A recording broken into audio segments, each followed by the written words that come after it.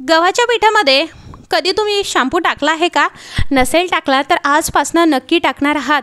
नमस्कार मंडळी, तुम्हा सर्वांचं खूप खूप स्वागत करते आहे आणखी एका नवीन व्हिडिओमध्ये। आता तुम्ही म्हणाल, अगं बाई, गव्हाच्या पिठामध्ये शॅम्पू का बरं टाकला?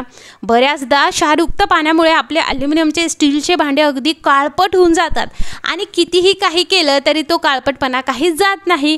मग तुम्हाला मी गव्हापासूनच एक असं मस्त असं पावडर तयार करून दाखवणार आहे, ज्याने की ॲल्युमिनियमच्या भांड्याचा काळपटपणा अगदी दूर होईल। ॲल्युमिनियम नाही तर स्टीलसुद्धा। इकडे तुम्हाला घ्यायचं आहे 3 चमचे गव्हाचं पीठ। आता तुमचे भांडे किती आहे त्यानुसार गव्हाचं पीठ कमी जास्त होणार आहे बरं का। मी इकडे तुम्हाला थोडेच भांडे घासून दाखवणार आहे, त्या हिशोबाने मी 3 मोठे चमचे इकडे गव्हाचं पीठ घेतलं आहे। गव्हाचं पीठ हे थोडंसं असं गुळचिट टाईप असतं, जसं चव आपण खातो ना तर त्या पद्धतीने, आणि त्याचबरोबर थोडंसं चिकट असतं, मग त्याचाच आपण वापर करणार आहोत। त्यामध्ये टाकायचं आहे तुम्हाला 2 चमचे मीठ।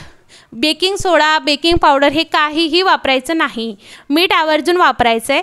त्यानंतर त्यामध्ये 2 1-1 रुपयाचे पाउचेस जे आहे शॅम्पूचे ते टाकायचे आहेत, आणि जर तुम्ही चमच्याने म्हणत असाल तर 2 चमचे तुम्हाला इकडे शॅम्पू टाकायचा आहे। कोणताही शॅम्पू घेऊ शकता। जर तुम्हाला भांड्याचं साबण वापरायचं असेल तर इकडे तुम्हाला काय करायचं आहे, भांड्याची साबणची क्वांटिटी गव्हाच्या पिठाऐवजी जास्त करायची आहे।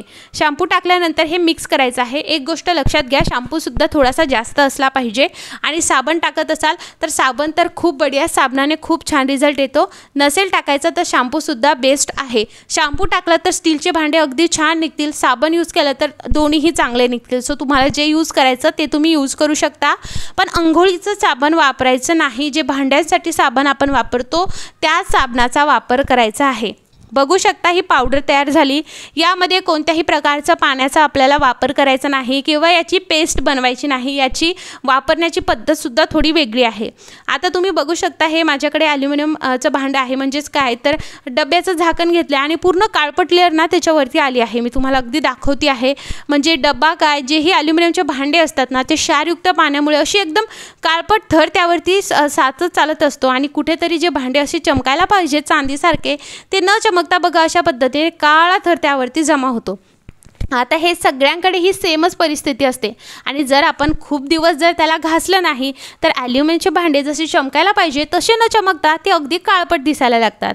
मग अशा वेळेस तुम्ही काय करायचं आहे, ही पावडर नक्की बनवायची आहे।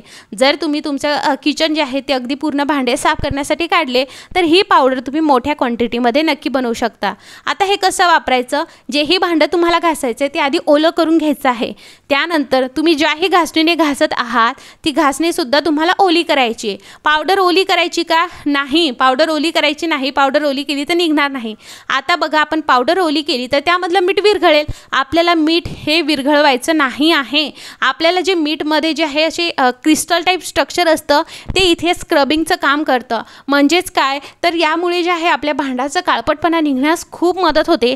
त्यामुळे त्यामध्ये पाणी टाकायचं नाही आणि व्यवस्थितरित्या घासून घ्यायचं। तुम्ही बघणार ॲल्युमिनियमच्या भांड्यावरती जो काळपटपणा आलेला असतो तो पूर्ण निघून जातो। सो रिझल्ट अगदी तुमच्या समोर आहे। आता मी तुमच्या समोर दाखवलं आणि कसं चमकायला लागलंय तुम्ही बघू शकता। सेम पद्धतीने डबा असेल किंवा काही, मी इकडे तुम्हाला डबा दाखवते आहे। तुम्हाला आधी ओलं करून घ्यायचं आहे, घासणी ओली करायची आहे, आणि नंतर पावडरमध्ये डीप क्लीन करायचे आहे।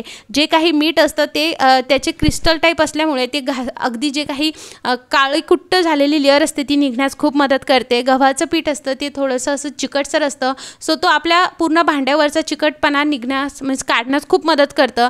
आता बघा, भांडे माझे सगळे घासून घेतले। त्याचबरोबर बेसिनमध्ये तुम्ही बघू शकता भांडे आहेत, ते भांडेसुद्धा मी याने घासणार आहे। त्यामुळे मी त्याच हिशोबाने हे जे आहे ते पावडर बनवलं होतं। सो गव्हाच्या पिठाचा असा वापर तुम्ही नक्की करून बघा, खूप भारी आहे। आता तुम्ही यामध्ये थोडासा निरमासुद्धा टाकू शकता, अजून छान भांडे निघतील। सो सेम पद्धतीने तुम्हाला हे करायचं आहे, आणि मेन गोष्ट म्हणजे माहिती आहे का, जो तेलकटपणा असतो ना भांड्यावरचा तो निघण्यास खूप मदत होते। त्याचबरोबर तुमचं बेसिनसुद्धा खूप चिकट तेलकट झालं असेल ना तर बस तुम्हाला हे घ्यायचं आणि एक लेअर लावायची। हे लावल्यानंतर एकदा फक्त साबण किंवा व्हीम जेलने व्यवस्थितरित्या पुन्हा एकदा हात मारायचा। तुम्ही बघू शकाल रिझल्ट अगदी तुमच्या समोर आहे, अगदी क्लीन हे बेसिनसुद्धा निघतं। जो बेसिन असेल, भांडे असेल, काहीही तुम्ही याने घासू शकता. बेस्ट टू बेस्ट निघतं. जर तुमच्याकडे स्टीलची शेगडी असेल तर तीसुद्धा तुम्ही याने नक्कीच साफ करू शकता. रिझल्ट बघू शकता, अगदी तुमच्यासमोर आहे. ॲल्युमिनियमचं भांडं चमकायला लागलेलं आहे. हा व्हिडिओ तुम्हाला थोडाही आवडला असेल, व्हिडिओला लाईक करा, चॅनलला सबस्क्राईब करा आणि बेल आयकॉन नक्की ऑल करा. सो स्टीलचं भांडंसुद्धा तुम्ही इकडे बघू शकता. व्यवस्थितरित्या अगदी छान चमकायला लागलेलं आहे आणि बेसिनसुद्धा क्लीन झालेलं आहे. तर मंडळी, वाट कसली बघता आहात? गव्हाच्या पिठाचा असा वापर नक्की करून बघा. काळेकुट्ट झालेले भांडे अशा पद्धतीने पांढरे करा आणि तुमचा अनुभव मला कमेंटमध्ये नक्की शेअर करा. बाकी तुमच्या इकडे उन्हाळा कसा चालू आहे हेही मला कमेंटमध्ये नक्की शेअर करा. चला मग भेटूयात उद्या पुढच्या व्हिडिओमध्ये. हा व्हिडिओ बघितल्याबद्दल खूप खूप आभार मंडळी.